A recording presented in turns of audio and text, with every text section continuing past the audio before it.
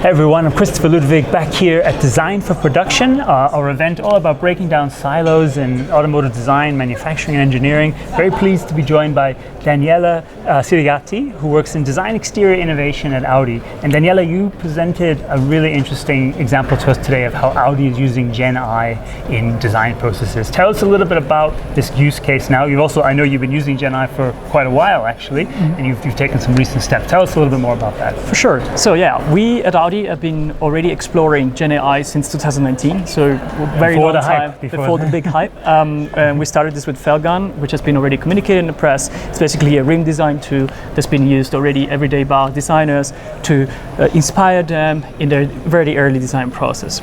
Now, of course, we are taking this platform to the next stage, which would be not just designing rims, but also designing other parts of the car. So you can imagine exteriors, interiors, and other things. This is still in a very early stage, so it's an MVP, proof of concept, so to say, with a few selected designers that are trying to figure out how can this really help us in, being more creative and ultimately helping the designers in being more efficient in their design process. So it gives us a sense of how it would look. The designers are prompting in what they want to see, getting iterations, and can quickly work back and forth with that, for example. So yeah, we actually are taking a completely different approach. We are completely developing this software in-house together with the help of our IT team, which are very experienced in this area. And since we know what we want to always have the designer in the center. It's very important to us. We are changing the way also, and we are basically building the way the designers are going to interact with AI. So you can interact with a sketch that you have been doing, or you can train your own AI model. So every designer is able to train with their own style, their own design. So it's not just really about prompting, but it's mostly really about choosing your style and bring it to life through the AI. That's really interesting. So actually literally training the style through the designer's own work.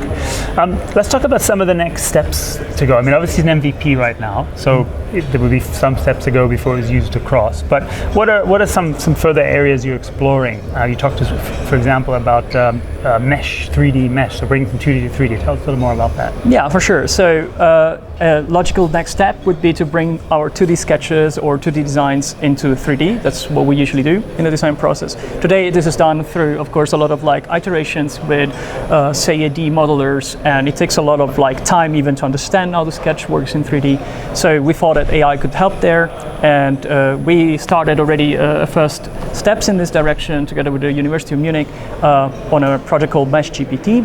Very early stage, but we hope to scale it up to an automotive grade software that we could integrate in our platform with the vision that one day with a click of a button you can get already a first 3D model from a 2D sketch, which is our vision.